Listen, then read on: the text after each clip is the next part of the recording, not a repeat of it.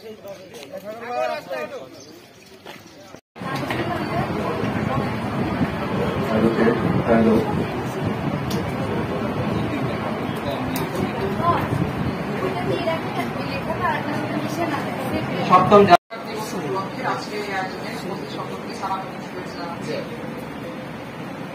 আপনারা অত্যন্ত আনন্দিত হবেন এই জেনে যে আমরা অতি অল্প সময়ের মধ্যে মটিয়ারঘাটা উপজেলায় ভোটার তালিকা হালনাগাদ করার কাজটি শেষ করেছি এবং এখানে কোনো আমরা বাধা বা বিপত্তি পরিলক্ষিত হয়নি, কোনো চ্যালেঞ্জ আমরা ফেস করি নেই। খুব স্মুথলি কাজটি সম্পূর্ণ করা সম্ভব হয়েছে। আপনারা সকলেই সহযোগিতা করেছেন বলে। বেশ কিছু চ্যালেঞ্জ এখানে ছিল, যেমন আমার জন্মা ইউনিয়নটা একটু জনবহুল ইউনিয়ন হিসেবে পরিচিত এবং এখানে প্রতিদিনই লোকজন আসে এবং অস্থায়ীভাবে বসবাস করে, স্থায়ীভাবে বসবাস করে। তো এখানে এই ইউনিয়নটা নিয়ে আমাদেরকে একটি বিষয় ভাবার ছিল যে এখানে রোহিঙ্গা যে ইস্যুটা ছিল সেখানে আমাদের কোনো ধরনের সমস্যা হয় কিনা, হঠাৎ করে নতুন কেউ আসে কিনা, সেখানে পর্যাপ্ত আমরা আসলে সেটা কিভাবে আমরা ম্যানেজ করবো, সব প্রস্তুতি ছিল বিধায় জন্মার ইউনিয়নে সব শেষে ভোটার তালিকা হালনাগাদকরণের মধ্য দিয়ে আমাদের টোটাল যে কর্মযজ্ঞ এটি আমরা সমাপ্ত করেছি।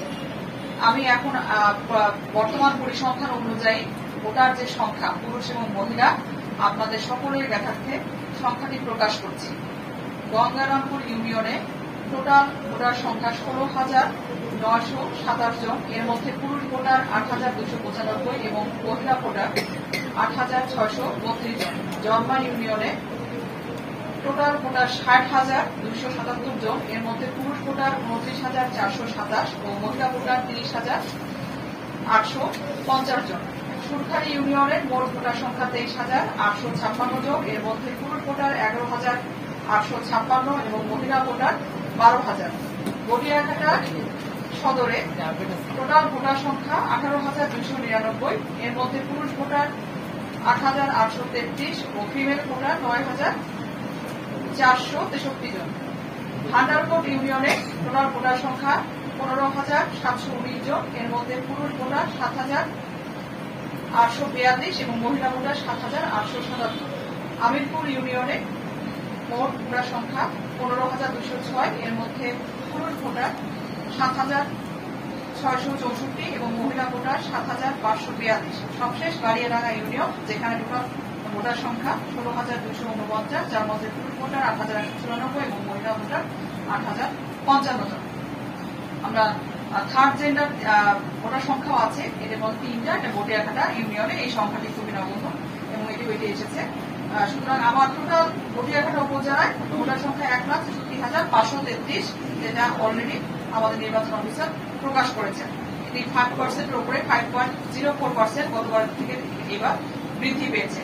নিঃসন্দেহে আমরা এবার উৎসবমুখর পরিবেশে এবং এবার যে প্রতিবাদ্য মিলেমিশে তোমার আমার বাংলাদেশে ভোট দিব মিলেমিশে, এই প্রতিবাদ্যকে সামনে রেখে আমরা আমাদের যে সামনের যে নির্বাচন, আসন্ন নির্বাচন, সেটা সকলে অংশগ্রহণ করে এবং অবাধ সুষ্ঠু একটি নির্বাচন দেশবাসীকে উপহার দিয়ে আমাদের যে সামনের দিনের যে নেতৃত্ব, সামনের দিনে যে পথ চলা, সেটাকে আমাদের সহজ করবে। নতুন প্রজন্মের জন্য যে চাওয়া, নতুন প্রজন্মের যে বাংলাদেশ, এই বাংলাদেশ গড়ে তুলতে যে আমাদের ভোটাধিকার প্রয়োগ, এটি খুবই গুরুত্বপূর্ণ।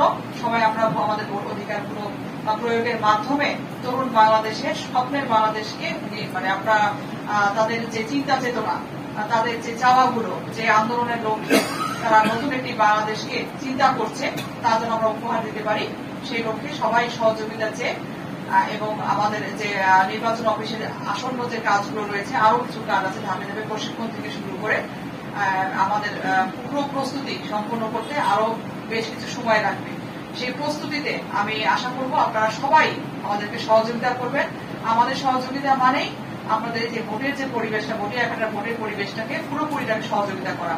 যত আমরা এই একসাথে সহযোগিতার এবং সমন্বয়ের মনোভাবের ভিত্তিতে নির্বাচন অফিসকে সহায়তা করব, তত সুন্দর আমরা সুষ্ঠু পরিবেশ ভোটারদের জন্য নিশ্চিত করতে পারবো। এই আশাবাদ ব্যক্ত করে আমি আমার বক্তব্য শেষ করছি। ধন্যবাদ সবাই।